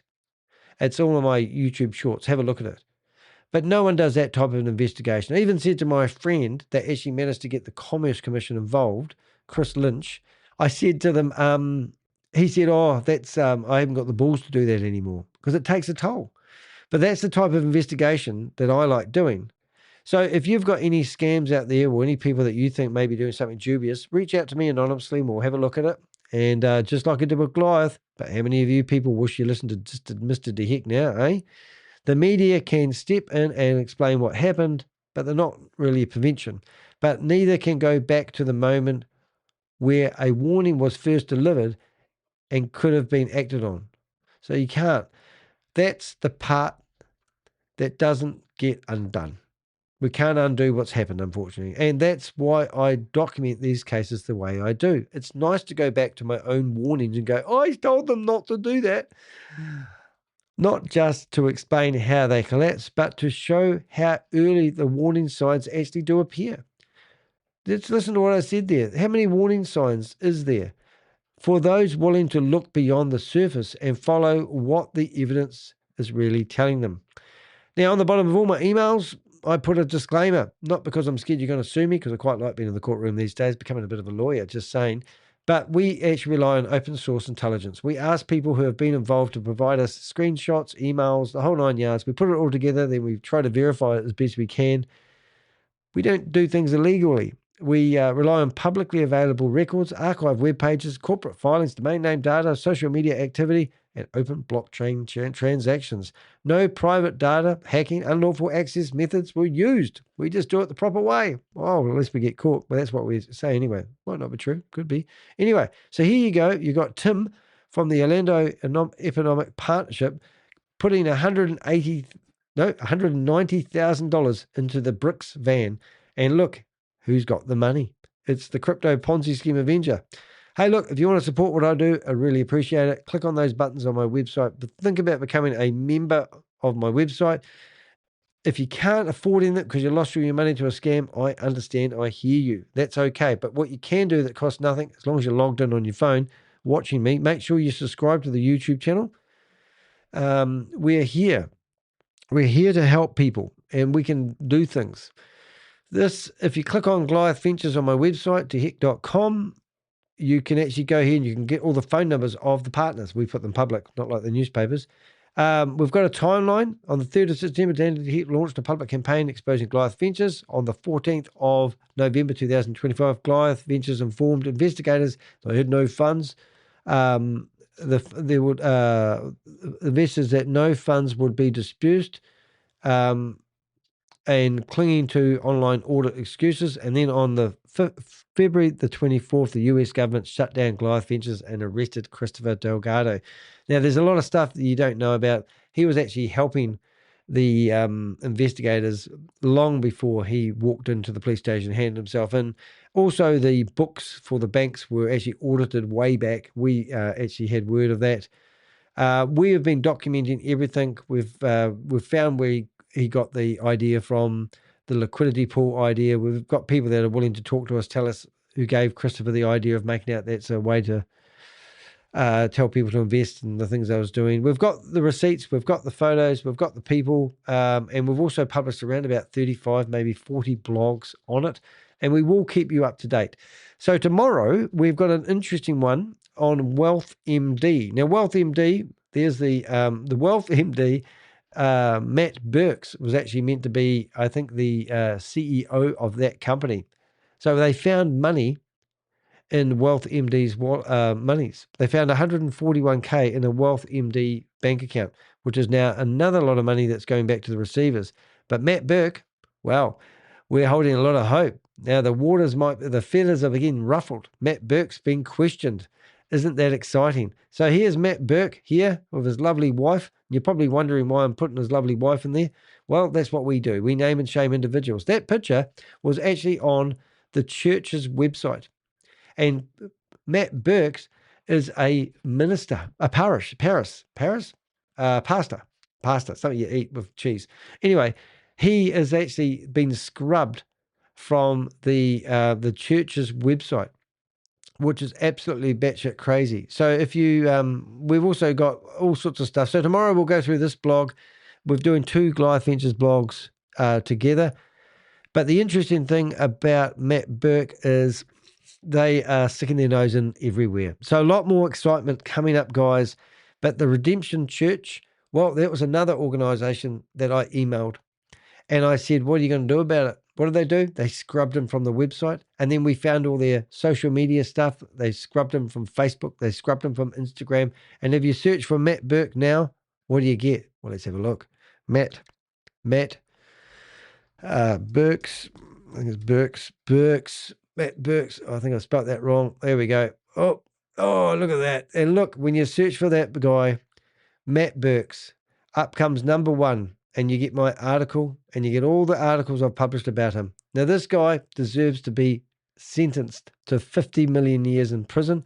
He needs to have everything stripped away from him, even his fancy undies, and because we are not going to let this guy get away with it. But my point of showing you that, when you search for Matt Burke these days, do you find the Redemption Church?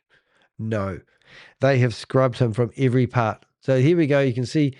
Now, I'll teach you something else that's really interesting. When you search for something like that and you get these suggestions aren't made up by AI. They're actually made up by what people are actually searching for. So, Redemption Church, Lakeland, Florida, Matt Burke. So, the number 1 search is his association to a church. Here's a man of the cloth defrauding people. Even today, he's still a free man. He's got a big flash house. He's just spent $1 million renovating his house. What happens when you search for Matt Burke, Florida? Do we find him? No. Look, there he is. That looks like him. Actually, I'm going to open that one. I haven't seen that one before. So where is Matt Burks? Is he any association with the church? No, because they're trying to hide. But that one there does look like Matt Burke a little bit. Poo Patrol. What the heck's that? No, it's not the same one. I'm going to incriminate somebody else. But let's see if we can find that photo, because that does look crack up. Let's have a look. Going to go back to there. Let's go. That can't be Matt Burks. That does look like him, sort of. No, it's not him. That's not Matt Burks, is it? It's kind of funny, though. It is kind of funny. Oh, it's a doggy website. No, but anyway, it's not Matt Burks. All right. That's cool. All right. So I think I'm done. Now, what have we got here? I didn't have that scrolly. Can't wait for that one. Spill. I'm just reading the chat room. I'll actually put the chat room online. Let's see if we can put the chat room here. Let's see if we can put the chat room on live. There it is. There she goes, like the chat room up there. So we did have a lot of stuff here. We've got 1 thumb down. Thank you very much for the thumbs down. I think we got the thumbs down by a concerned listener who has written probably about 500 emails on my YouTube channel complaining that that I should be preaching a message of Goliath Ventures actually having $1 billion worth of crypto locked up, because he's seen 6 crypto wallets and 2 of those wallets had $500,000 in it, which is a bit of a laugh, really.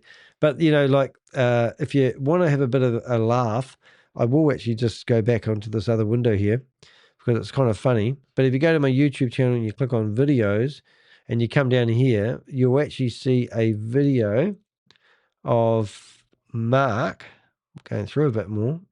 Here it is here. So you've got, first of all, you've got Goliath Ventures, and this is the recordings, and that's Jonathan Mason. And then over here, we've republished the warnings. I've actually got, in the recordings, he talks about how I was bankrolled by, is it Mark, I get his name wrong, Mark Najibs, and that they've got a photo of me at the airport being picked up by him. But when you go into this, start helping other people get their funds out. Do shit though. But I know there's a victim list. I don't know what that does. I talked to my attorney tonight. He's like, wait a little bit. Let me see what's going on. Because I know there's a specific link for that. I saw it on the web. Is that going to do anything? Because there used to be a fucking number on a claim, but it's best to have an attorney fucking do it. So I want my attorney to see what's going on. So let me get some clarity on that, what our best direction is. Remember, and Raul, I got over $7 million in there with the family. My brother's money, Moody's money, my dad's money. So understand, if I fucking knew anything, I would pull that shit out. Okay, $7 million. Now we've got Nick Petrillo, who claims he had $40 million in Goliath. Where that $40 million? Remember I said follow the money? Let me tell you. Nick Petrillo put a court case in saying that he was unpaid $40 million from rewards. So if Jonathan Mason actually had any money, it'd probably come from rewards money from pushing people over the cliff. Who knows? Anyway, if you want to listen to that video, it is actually a jaw dropper. So just go to my YouTube channel and search for 1 billion claim, and you'll find that video. It absolutely gets more and more ridiculous as you listen to it. It's 17 minutes of absolutely batshit crazy theories on what actually happened. And it's just absolutely, I mean, I wouldn't put you through the misery of watching it again. You've got to go watch it yourself. But I will put that link in the chat room, because I really want you guys to bookmark this one and listen to the theory. And this guy was in our chat room today twice, and he's been banned because he's still telling everybody there's $1 billion worth locked up of crypto. And because Christopher has got the feds all over it, that he can't do anything. He can't pay anybody, even though they've taken down the website, the database, the whole, it's just absolutely crazy. Also, the other thing we did do was we did a poll before we got started, and we had 20 votes, which is pretty cool. Thank you very much. We're going to finish the poll, and we're going to end the poll. And while we're doing the poll, I'm going to do something else. The poll, the please. I'm going to tell you the results on the screen. I'm live at the moment. Hopefully, also the other thing we did do is we did a poll. We're going to go into edit the video, and in the video we are going to talk about. Let's see if I've got room. So we've got the warning. We'll put the poll at the start there, and we're going to go. If you do a wee hashtag and write the word poll, it will be bold. Oh, polls, poll. And hopefully we've got enough room. Oh, we have. How exciting is that? So the question is, ignored warning or just missed email? What really happened here? That's the question. So we had 35 people said they ignored it completely, 35 people. Top investor blinded them. Yep, so they saw the money. Didn't want to know, 25% of people. Spam folder excuse. I think that was a pretty good effort. So thank you very much for that. So we'll put that in the front there. Now I'm going to give you a little bit of a lecture as well. Sometimes we put time stamps in our videos. Want to know. There's a little wee more button that you don't often see at the bottom. It's real tiny. I wish I made it bigger. And then when you open that there, you can actually go in and read all about the notes of what I'm talking about today. And the next thing you can do is you can read the full investigation.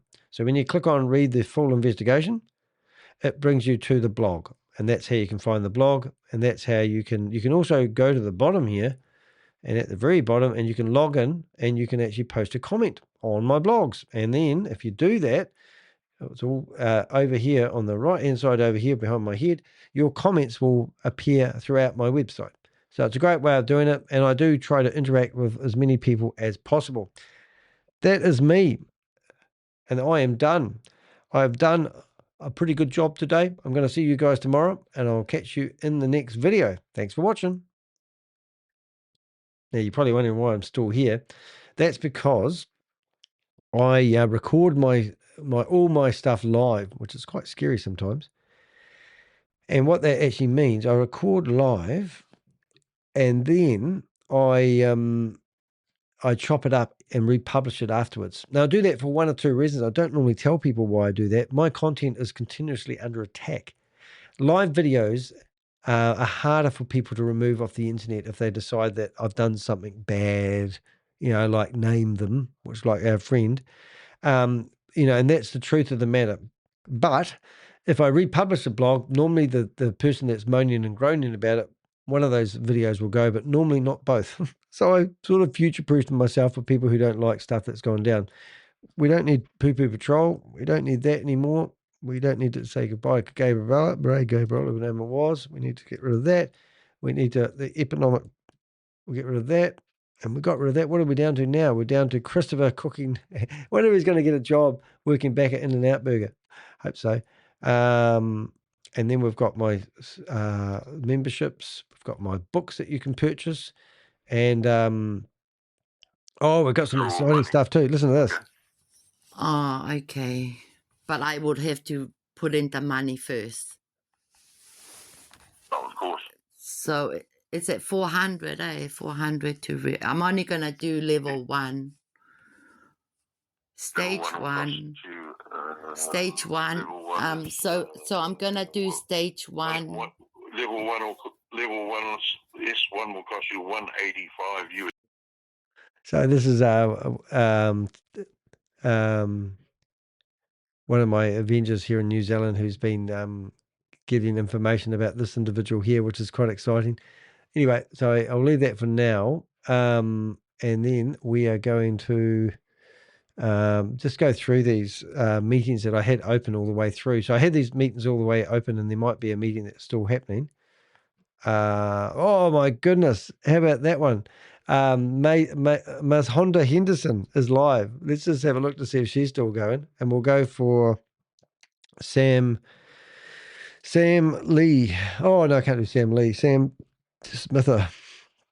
All right, let's see if she's still going. No. Oh, that would have been funny. I'll just have a quick look and see if there's anyone else that might be doing a meeting right now. And then we can cause some havoc. We just had fun just before I went live before, and we caused some major havoc to a lady who's there. The meeting has been ended by host. Always good to refresh these ones because some of them are on the hour. Waiting. No. Looks like it's going to be pretty grim. No. We do other Zoom meetings, but these are all my active ones, which are new at the time. So we probably will call it quits there, guys. Hey, that's awesome. Thank you very much, everyone in the chat room. I'm just having a look. Megan Lynch reports to who if we consider ourselves victims. Yeah, so victims of bankrupt hearings. So victims of what, really? What have we got here? We've got, okay, report to who if considered myself a victim. He had the right to be here. It was part of the bankrupting era. I'm not quite following what you're trying to say there, but that's okay. I think anybody, I don't know. I mean, look, if I was a judge and somebody managed to get in there and listen to a meeting with 200 victims that we are helping, I don't think I'm going to get locked up because I decided to eavesdrop into a room where 200 victims are trying to find out what to do with their investments. We like to think that we work for victims. We like to think that we help victims. We like to think we help them come to terms with what's actually happening and maybe have some closure. That's the honest truth of it. We are going to be providing a summary of what actually happened in that meeting because we believe it will help people who are struggling with what to do with their monies, which is a hard case. Some asked a question about the crypto wallets. Are the crypto wallets with funds, e.g. claims, Oh, that's a very good question there, Susie. So this is absolutely batshit crazy. So some people asked whether the crypto wallets, remember Goliath Ventures. Now, just put this into perspective here. Goliath Ventures was claiming that they were making millions of dollars from doing liquidity pool trading. However, the evidence shows that they actually had very little to do with crypto. In fact, it definitely wasn't a crypto company. They weren't doing water-cooled crypto mining. They were giving the illusion to people that they were generating returns on their investments for doing so. So people are now thinking that this is a crypto company and there is a large pool of crypto sitting there that is untouched. Now, if we go back to Jonathan, who won't come on live and talk to me even though I've got my speaker open here for him to jump on stage, what he's alleging is that a company that brought in 328 million, who also paid back the early investors, so let's just say 100 million, maybe 150 million dollars was paid back to investors from the capital they received. Who knows? But let's just say Christopher was doing trading, liquidity pool trading. There's no proof of that.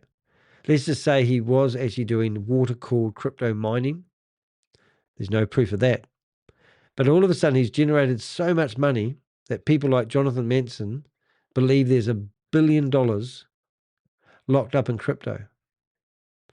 There's no evidence of that. So how did he generate that money? Because if he did do that, then we need to give that guy a Nobel Prize. So it's batshit crazy to actually allege that Christopher has turned $328 million into $1 billion worth of hidden crypto that no one knows where it is. And then he's decided to also go and help with the investigation. So this is the part that will hurt most people who have hope that there's crypto. So Christopher has handed himself in to the investigators that I instigated and started helping with the investigation at least 3 weeks before he handed himself in. And now he's in his $8.5 million house with his ankle bracelet on. I mean, do you not think that sounds... So let's just say, I'm just trying to be devil's advocate here and say, well, let's say Danny missed it. Let's say Christopher was an amazing individual and he did manage to turn $328 million into $1 billion. How did he do it? And why did he blow money like it was water? Why did he spend $25 to $35 million in a year on lifestyle marketing? Why did he pay $200,000 to the Orlando Economic Partnership Organization to give him credibility? He gave a lot of money away to charities. He pledged $2 million for Jackie Segal's fentanyl day stuff in the White House. Allegedly, he paid $250,000 to get to be in that dinner. So we heard. He stood up, made an ass of himself, and said he's going to pledge $2 million. How much of that money did he pay? Well, $250,000. Still owes them $1.65 million. Is that right? 750, whatever it is, a lot of money. I'm not used to that money. You know what I'm saying? So all this doesn't add up. So where's the common sense come into these equations? Doesn't it make more sense to say that he was just taking new investor money and paying old investors, hoping that his team of merry men that weren't qualified professionals, they're all a bunch of amateurs. We've got firemen that are now executives who have been, they're called partners in the company. Partners with no control of a company isn't a partner. That's just a label. You got Tomo that was allegedly getting paid $500,000 a month, feeding it into rejuvenational clinic that he has, which was in a court case where he's just had to pay $224,000 because he's pinched somebody else's brand when he was meant to be purchasing a franchise. He decided just to pinch the franchise model and start his own company. He lost that in court. Now, that guy is meant to be feeding $400,000 into his business, not anymore. That doesn't have that many clients knocking on the door. You got Mike living in Dubai, who's trying to start up some other company, still acting like he's in the gentleman's club, trying to rub shoulders. They all learn from each other. It's absolutely disgusting. So what have we got there? I said the receivers, so Goliath Ventures receiver, Goliath Venture receiver. Goliath Ventures receiver at gmail.com is the email. Someone asked, do people who worked with Goliath employees receive money restrictions at the same as victims? Receive money restrictions. What is it?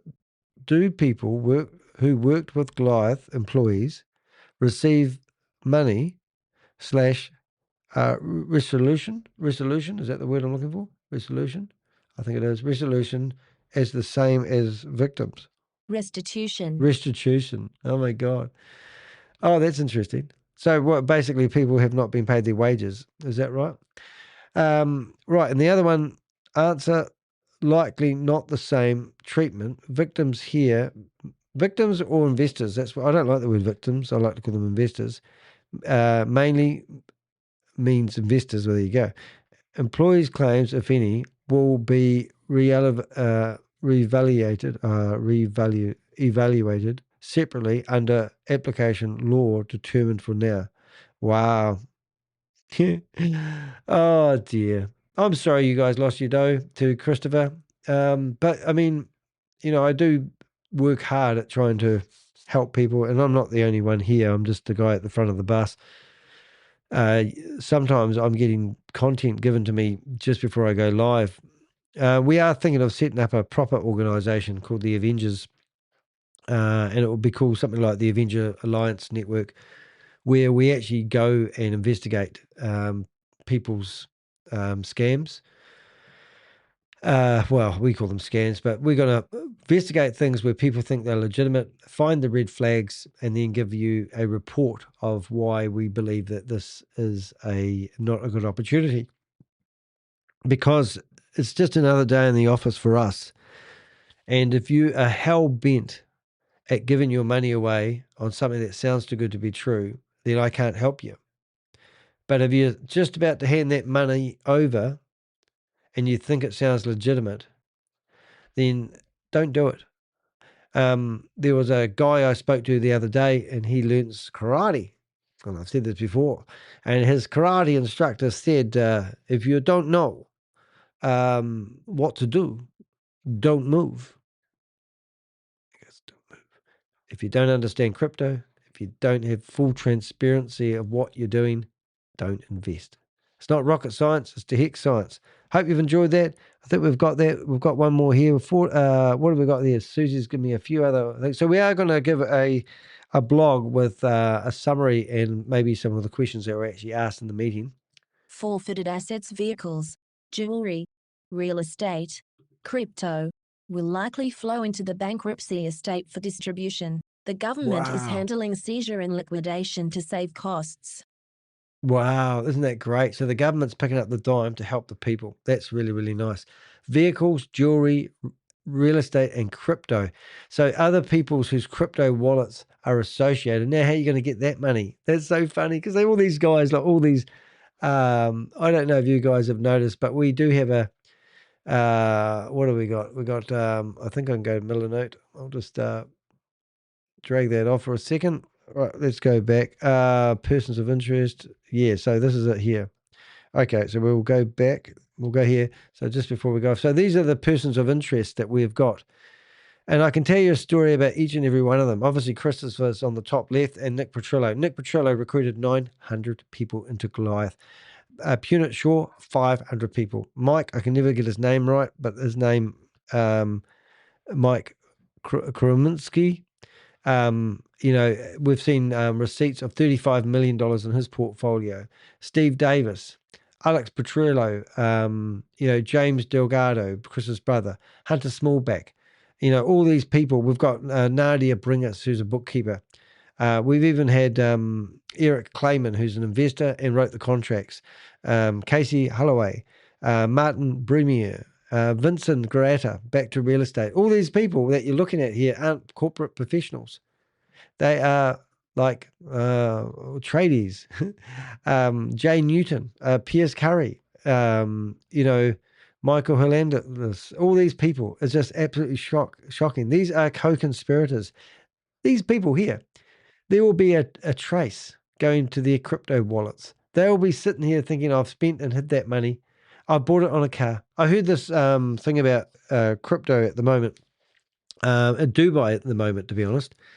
Dubai has all the super yachts have disappeared because of the war. The insurance companies aren't willing to keep these boats insured. So the people that can't take their boats out of the arena are left there, and they're all going mouldy. So that's what I heard, which is quite cool. And the sports car industry in Dubai was booming. But now they were financing sports cars over 7 years. And now they're getting, they've got millions of these cars all stockpiled because the people can't afford to make the payments and all this sort of carry on. So it's going to be quite interesting. Vic translator, one wanted to translate. There were 3 Kachinskis there, Vic. Someone with Mike last name was in the courtroom. Yes, well, I know that person. I won't tell her who it is, but it's a family friend that got recruited, and I spoke to them, and they want to go after these boys, hammer and tong. And they said, I don't care if they're family. They lied to me. These Ponzi schemes, you got to think about it. You might be sitting here thinking, yes, I'm keeping my mouth shut. If you haven't put a proof of claim in, please do put that proof of claim in. If you get stuck, let me know. But my point is, there is family members that have been wronged by other family members, and they're not sitting there quietly. There's lots of stories going on. I still have a lot of information in here that I can't share here. And to be honest, you guys will be the first to know as soon as I can open up my mouth and tell you how it is. But in the meantime, I've enjoyed my live. I enjoy what I do. So if you can support the work that I do in my Avengers, please do think about offering us some form of donation. I don't like to be begging here for money, but I do need to keep the doors open. Donations are more than welcomed. Promise I will spend it on researching and busting scammers. I don't drink at the moment. I've stopped drinking. Haven't had a drink for about 2 months. But anyway, I'll see you in the next live. Thanks for watching. See you later, girls and boys.